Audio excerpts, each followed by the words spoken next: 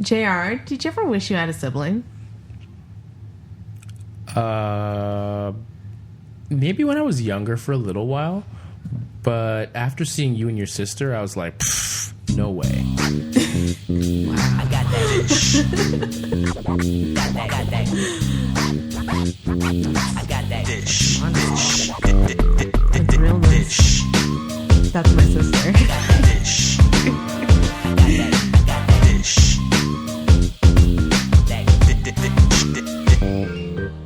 Dysh. Hey y'all, it's Onika. And JR. And you are dishing with Dainty Dish. How you doing today, JR? I'm doing well. I gave you some real talk. You did. But for the reasons, the reason I said, because I've seen you and your sister, it's not the reason that you think. It's, I don't think I want to be dependent on anybody. Or not dependent, but like have a dependence. I don't know. I feel like you have a dependence on your sister, and I just don't feel like I want that. Why don't we ask my sister? Because she's here today. Yeah? I think that's a very accurate statement. Wow. I do. How about I tell you how I'm doing first, then you can tell me how accurate that statement is, B? So how are you doing, Onika, today? I'm doing fantastic. Got a bit of good news last week. Can't share it with you quite yet. I like my secrets, guys. I like my secrets. But hopefully by next Wednesday you'll have some more info. And it'll be good news. Ooh. Yeah. Very mysterious stuff. Mm. So I'm dependent on you? Is that what's up? Yeah, I really think you are.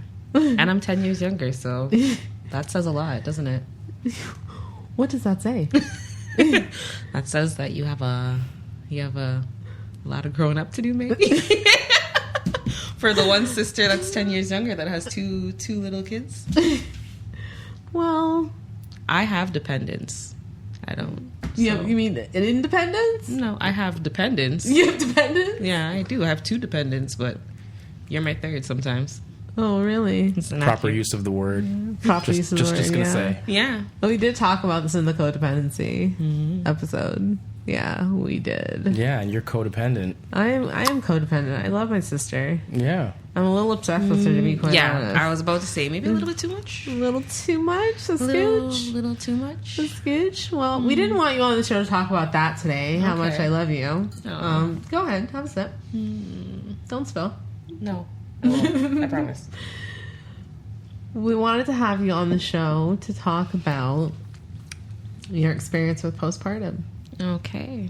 So what would you like to know about postpartum? And just so I'm very clear, I won't be brushing over it like most people brush over it and just say, oh yeah, I got over it and like been there, done that, won't happen again. Like it was a lengthy process that I had to, get through. So let's talk about that. I want to know, because I wasn't in your head obviously when you found out that you were pregnant. I was there a little bit later. The first time you were there pretty early. So I don't know, like what that experience was like for you. Just discovering you being the age you were. You could share the age. I was 18, or I was just about to be 18. So yeah. I guess finding out that I was pregnant at 18, it was a big deal. But it wasn't too big of a deal to me because I actually, number one, finished high school, which a lot of people would not assume that I finished high school, but I have.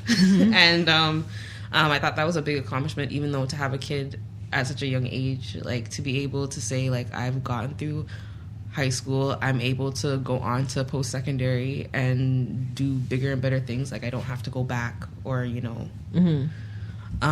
so it wasn't a big deal changer for me at the time when I found out that I was pregnant. But as the months progressed and things started getting closer to actually realizing like, hey, I'm about to give birth to this human being, this life that's going to depend on me for the rest of my life.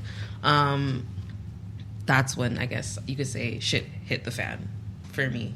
Okay. So. What were your thoughts at the time? Like, what were you thinking? At the time when shit hit the fan for me? Yeah. Describe what shit hitting the fan looks like. Okay, so you might not know this, most likely, because I was very quiet into myself at this time, but I remember it was after the baby shower and everybody went home, and I went down like the next day to like see all the gifts and stuff because like, you know, big family. So I had a lot of support even though I was young, more so that probably than a lot of people. But I went downstairs to look at all the gifts and like to just like be in awe of it, that like even though I was so young, like I didn't have a lot of money, to know that like I had a support system more so than I thought I would have. I literally just sat there and like broke down and cried. Shit. Like I just broke down and cried because it was like, it's real. Like before it was like I said, it was like a thought to me, like, yeah, I'm having a baby, you know, it's gonna happen at some point. Months pass, it's a long process. And that when I saw all the things and all the gifts and realizing that, yeah, this baby's coming, that's when I was like, well, I'm 18, I'm about to have a baby. I dropped out of college at the time. I was at Seneca at York. Yeah. And I just realized, like, I'm not going to be able to go back when I want to. Like, I realized at that moment, like, not everything could be planned out the way that you want it to be. And, like, sometimes you got to wing it in life almost. Like, you got to just go with the flow, even though the flow could be messed up, choppy, wavy, whatever you want to consider it. But, like, you got to just go with it. Yeah. So we're getting closer and closer to the birth of my first niece. Yes. And what's your thought process like here? Like, are you feeling like emotional, like in regards to like stress and? I was feeling more so anxiety, knowing that once again I'm about to have this little baby and I'm about to bring them home, and nobody's gonna. Well, people were gonna be there to help me, but like it was me and her, and partially her dad. So like it was stressful, and I guess the anxiety almost trailed off and led to a bit of a depression that I thought like, oh, I'll get over it. Was this before you had her, or would you say like after? When I would kind of say it was kind of like before, but I was almost ignoring it, like ignoring that that it was actually gonna be a thing. Because I don't know if you remember, even before I was pregnant, I said to you, I'm like, I don't want kids because I know I will go through postpartum depression. I think I do remember you saying that. I said I don't think I could do it because I feel like I would go through postpartum depression with the amount of depression and anxiety that I've had previous to, like in your youth, in my youth. Yeah, like I've really had a strong feeling even before, like it was a thought that like I would go through it. So here she is. She's arrived. She's arrived. Ooh, she's arrived. She arrived, and she arrived with a vengeance. She was an experience, that's for sure. Bringing her home alone. You know what? I think almost I have to go into the dynamics of our family because I don't think people would understand. But like bringing a baby home in our culture, is like you have rules almost that you have to abide by. Like, so already as an 18-year-old, I have rules that I have to abide by because I live with my parents. But I also had rules that I had to abide by for myself and another human being. So like I couldn't take her out certain times, and like I couldn't do certain things with her, and I had to wait at least a month or two before I could take her outside. And those old wives tales. Yeah, those old wives tales, West like Indian wives tales, like ridiculous things, like don't give the baby banana, it'll make them dumb, and like all types of things like that, like just ridiculous. Okay, sorry. Did someone actually tell you don't give the baby bananas? Yes. It'll make them dumb? So who told you that? No, first of all, recently as well too, my mother said to me, you know, they say don't give banana to the baby, it'll make them dumb. And I'm like, you know what? I've passed a little banana in her mouth and she likes it just fine. And I think she's quite intelligent. So like I don't.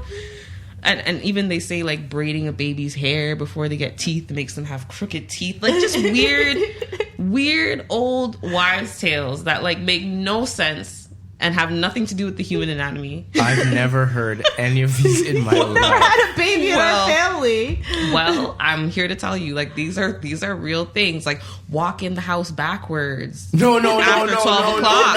No. After 12 o'clock. No. Yeah. No. Yeah. No. Yeah. I refuse. You refuse? I refuse to Well, believe someone told you to walk backwards. Walk in the house backwards after 12 o'clock. I refuse to believe that. No. It's Someone a no one thing. didn't. It's a thing. It's a thing. So you're getting bombarded with everyone's advice about you and the baby. You know, and I was told, even before I had her, I was told, don't take on people's advice. Like what you have, like once you have a kid and you're with your partner, it's you and your partner dealing with your kid. It's not your mom says this, your dad says that, your auntie says this, your cousin says that. It's supposed to be you and your partner dealing with your kid because it's a growing experience. I like for that anybody. advice. Who gave you that advice? Keep that person around. Oh well, Keep that person they around. actually are no longer around, but it was advice that I kept sound. So, so I think that's fair. But like, yeah, so that's what it's supposed to be. And at the age of 18, living in our West Indian household, that was very, very hard to juggle. Mm-hmm. Like to being restricted. I'm 18. I finished high school. I had a little freedom of the college experience, barely any. Like, I didn't have the freedom to just say, oh, I want to go outside, or I want to go out to dinner with my friends, or I want to do things that 18-year-olds normally want to do. I didn't get that experience. So it almost added to the anxiety of knowing, like, I can't go outside for, like, 20 minutes because I have this dependent literally strapped to my hip. Like, and if I want to go somewhere, I have to bring her with me. Like, that feeling at 18 was like, I would never, ever now call my child baggage, but it felt like baggage at 18.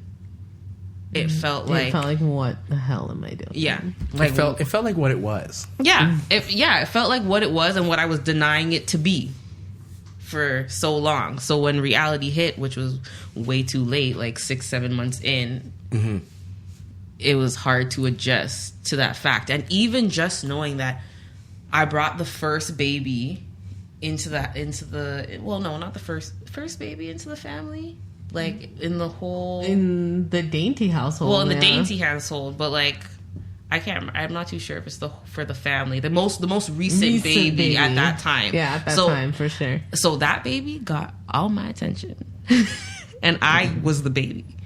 You know, to a lot of people that once was, you know, that now my babies are their babies, and I'm the old hen.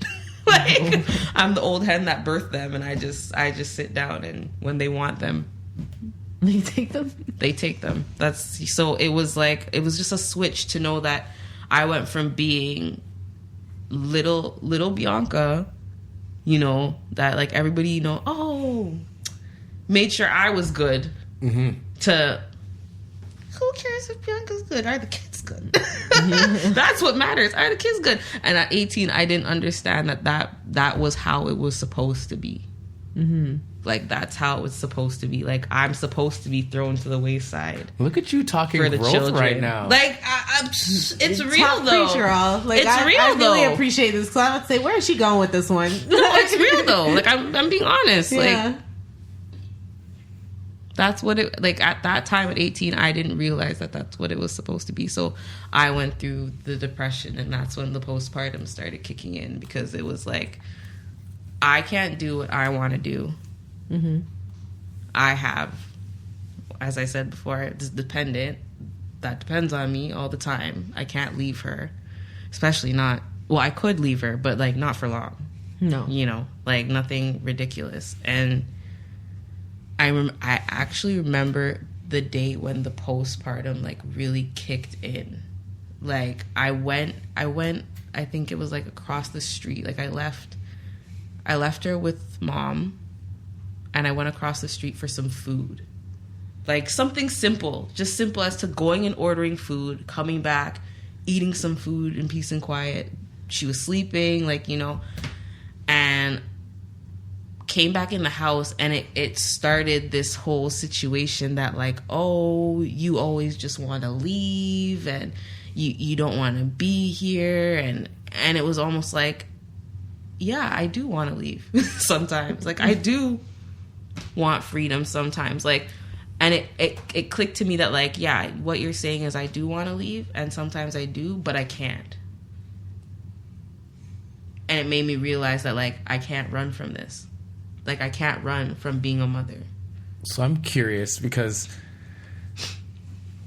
so you're basically saying there was no natural maternal instinct for you not to want to, like, because there's some women that I've met that like they don't want to give up their child. Like they're not letting you hold their child, which I don't care, but like you could tell it. They're just like, nope, no one's touching my child. No, don't hold it. This is my baby. I'm protective. As opposed to just someone saying, no, just take them, just take them. Yeah, like at first it was more so like nobody. It almost was like nobody trusted me to take care of my own kid. Okay, because you were still a kid. Because I was still a kid. I could see that. So like, yeah. Sorry, nobody trusted me with my own child. So then when I would do things as a mother for my kid, it was questioned. It was, I'm not doing it right, or like I need to do it this way, or you know, like just do it. Yeah, as opposed to let me just do it and learn to be a mother on my own. You know, like you have to. It's a learning curve. Like it's something you have to learn by yourself. But like I wasn't getting that learning experience, so I was just getting like almost bombarded with, this is what it is. You do it our way, or you don't, or it's like it's gonna start a problem. So when I would want to leave and like either take her with me, it was, you need to be back in this house at 9 o'clock or 10 o'clock. You know, like I couldn't of my own free will be like, oh, well, I'm at her dad's with her. You know, like we're staying over here. It was like they expected me almost to, like, I had to be back in their household.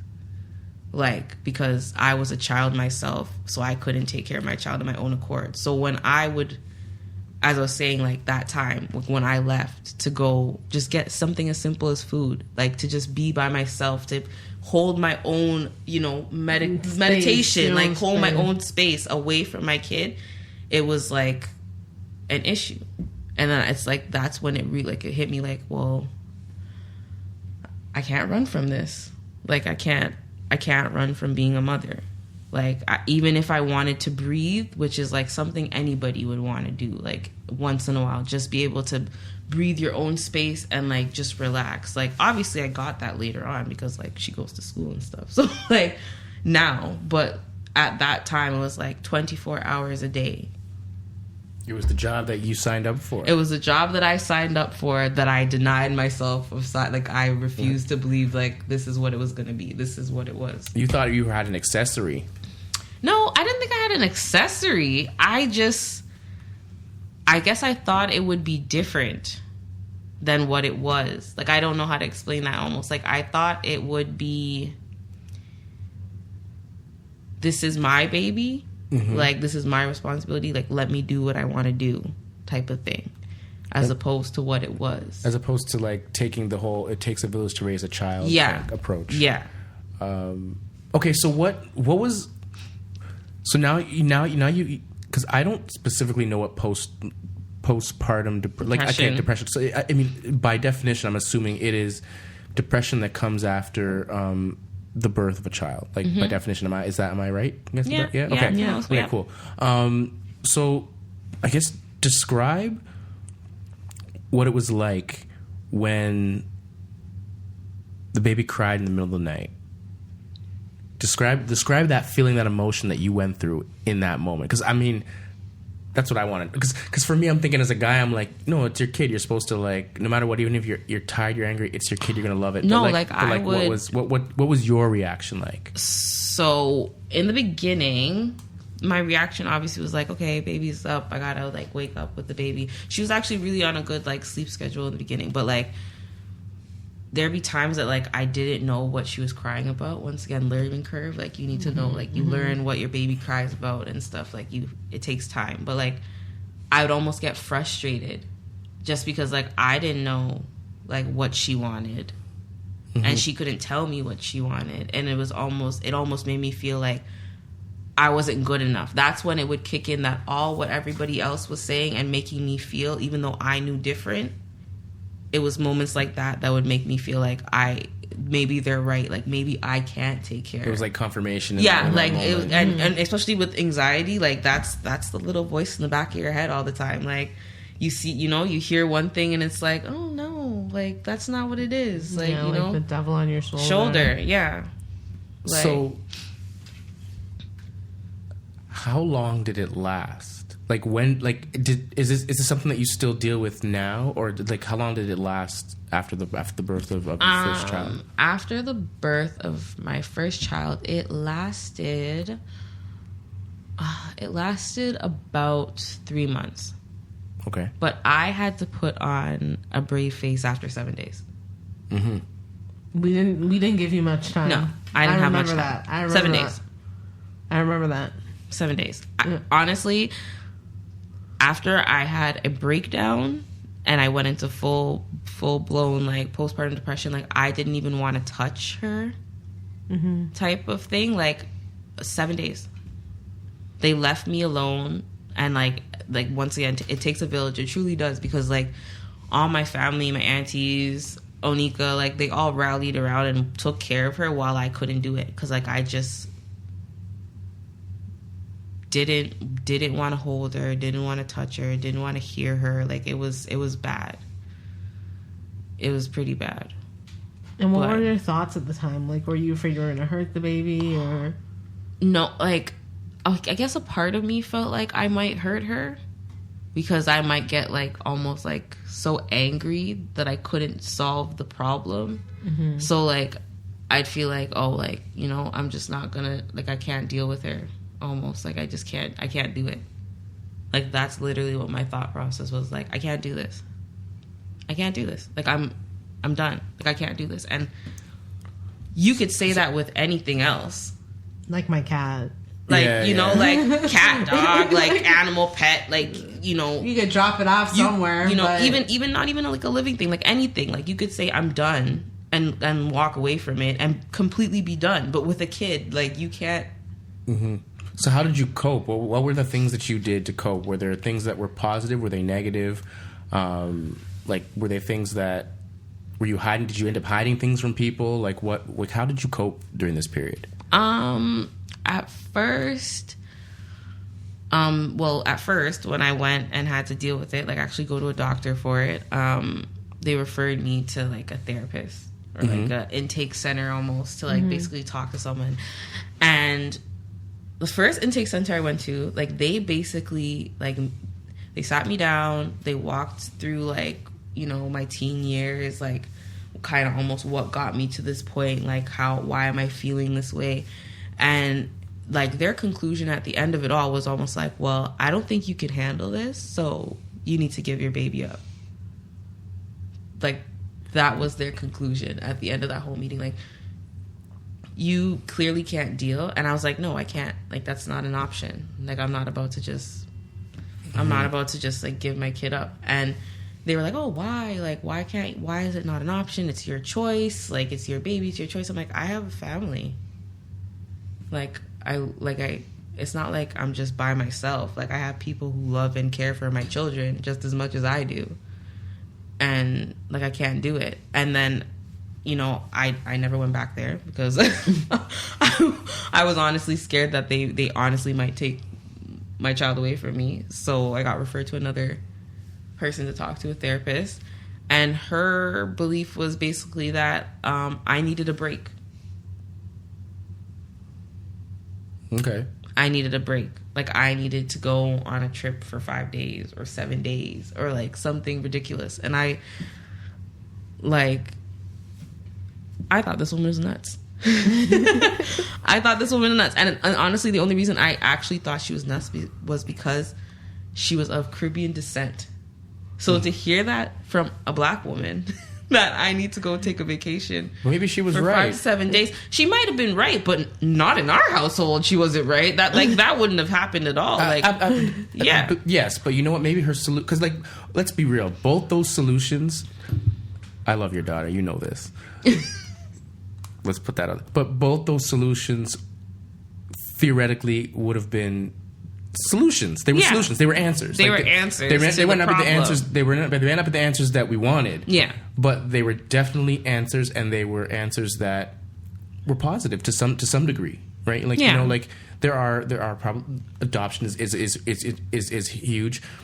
In our family, that wouldn't have happened. It would have probably been someone in the family would have been like adopted this child, whatever. Like but I didn't even want to hear. Like, I didn't even want to know who it would have been at that time. Like I didn't. Like it was absurd to me. Like it was. So at least you did have the maternal like instinct, I guess. Like it was there somewhere. Yeah, it was there. Like it was there, but it was just, you know, at the age of 18 and seeing everybody else like doing their thing. Yeah. You know, and like if to be quite honest, like as I said, like I at least finished high school, but like I have friends who had kids like in high school, and like by the time I was having a kid, they were like they were doing their thing, and I was like, I want to do my thing too. Like what? So that was like that major FOMO, right? My what? FOMO. What is FOMO? Oh, geez, did I just throw a term out there that you don't know? Fear of missing out. Oh, FOMO. Definitely, I was all up in that FOMO. I was missing out, and I had a big fear of it.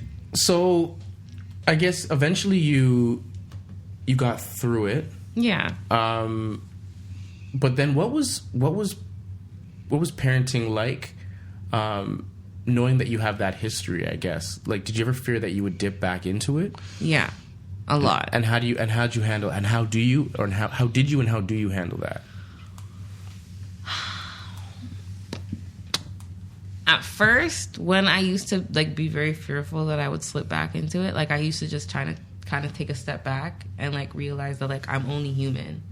Like as I always say now, like it's a learning experience.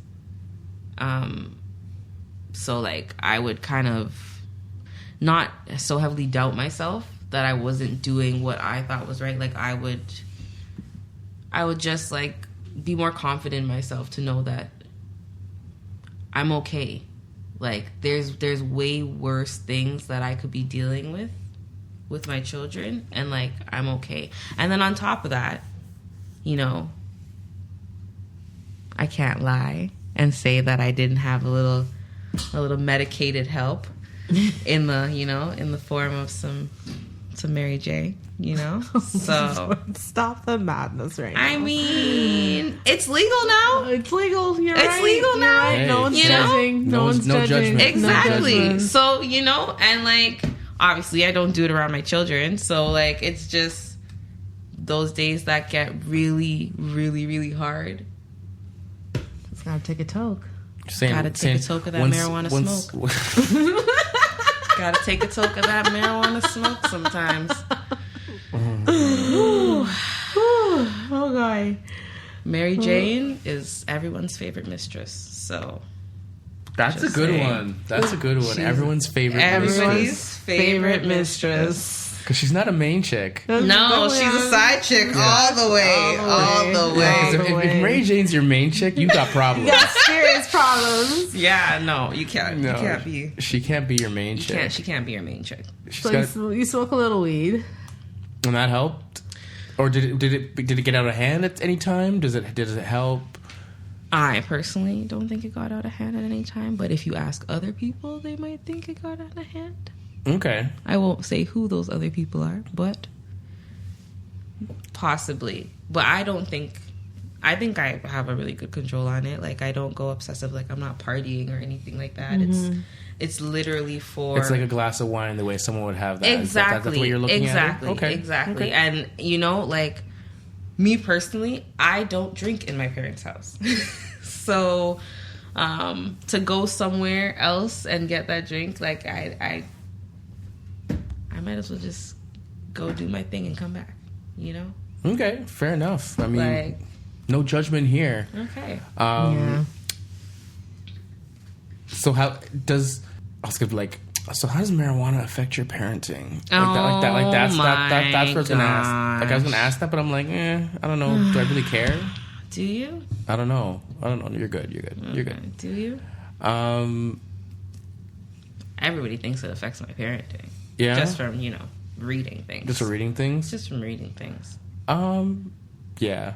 I don't know. But I mean, me personally, I don't think it affects. I think it keeps me more level-headed, honestly. Like, from, you know, some people get really upset with their children for minuscule things. Minuscule. Like, and you're just like... And I'm just like, you know what? Like... You didn't break anything. Nothing's broken on you. No, well, like, not even that you could break anything. Like, that's not that excessive. But, like, just like, you know, you're alive, you're breathing. Like... I can't ask for much more than that. I can't ask for much more than that. I guess Like, there's alcohol is we could agree that alcohol is worse. Yeah. We can agree on that. Oh, yeah. Okay. Well, I mean, yeah. Okay. That's inevitable. Like, Okay. I personally think you can't function Yeah. if you're knocking back shots and, you know, Yeah. taking care of children.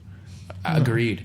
So what's it like with your second child, like with the child number 2, like how's the depression now? Did it reoccur? I guess you have more of a social network now that helps out, or? Yeah, I with this one, it's not even a thought. Like, I honestly just don't even think that it'll happen again. Like, maybe personally, like, I might be naive and it'll just shoot out of nowhere and I'll get it. But, like, I think that I have a better handle on it. I've grown so much from the first one, like, you know, 7 years. It's not like, you know, boom, boom, like one right after the other, and I didn't learn from the first one. So, like, I know not to take things to heart. Like, my family now just wants to take the baby all the time, and it's like, take her. Like, you know, like, you want her, take her. Like, who am I to stop you guys? It takes a village. So, like, that'll be my argument for when they say, pick up your kid. It's like, it takes a village. So, but yeah, like, so I guess you're embracing it more this time. Yeah, I'm definitely embracing it more this time, and I honestly find that, as I said before, like in the beginning, like a lot of women don't embrace it. Like it's almost like shunned. It's a chore. Like, not even a chore, but like it's just like to know that like it's normal. Like, it's completely normal to feel like you can't do it anymore. You know, like, to feel like, don't automatically think because you're, like, all down and, like, you feel like the world's ending, like, it really is. Like, it's not. Like, sometimes it really isn't. Like, yeah, it's a different, dare I say, lifestyle. Well, yeah. Yeah, it's a different lifestyle. You and I don't live the same lifestyle. No, we don't. We don't live the same lifestyle. Like, if you were doing things that I'm doing, they would take away your kid. Yeah. Like, boom, boom, boom. Yeah, they're like, we're here to collect your children. Yeah. and I'm answering the door at 3:00 in the afternoon, drunk. What? Like, questionable stuff. No, but it's a different lifestyle. Like, it takes getting used to. It takes time to get to the place that you realize that, like, it's not your fault. It's not your fault. It's life. Life throws you curveballs. You got to deal with them. You know, like, life throws you children. You got to raise them. They're the next generation. You know, like. Can you really? I haven't seen you in a while. I like this person. You like this person? I like this person. But you know what's so funny? Because I'm going to say it. Like, I'm kind of the ratchet cousin, so it's nice to hear that you like this person. I mean, yeah, it seems like you've got your head on your shoulders Okay, now. I mean, that's good. it seems like you've grown up quite a bit. I have. I think she has. I have. As a big sister, I'm proud of her. Like you've grown up. Like this is kind of cool to see you like come full circle and kind of like embrace who you are, and because even when you got here today, I was like making fun of you, and you were like, "Look, I don't even care." Like, listen, check the handle, okay? That mother bad. Like I don't care. That's cool. That's cool. That's so cool. Oh my gosh! I just want to say I see the difference in you between niece number 1 and niece number 2, and I'm very, very proud of you, and I know you're just gonna be a bad mother, a bad mother, one bad mother for sure. So good luck to you, and I look forward to seeing what you do. Yeah. So before we end it, though, is there anyone you want to give a shout out to? And we want your Instagram and all your information handles. I'd like to give a shout out to my 2 beautiful girls, because I know one day they will hear this, and I hope they know Mommy loves them very, very much. Equally. Split in half, 50-50. Yeah, but I know the favorite. Oh. I'm joking. There's no favorites. It's not possible. At least at this point, it's not possible at this point. It's not. Because the youngest one doesn't have a personality yet. Oh, well, you would think she doesn't, does? but she does. She does. She has a spunky little rude attitude. Okay. I love it.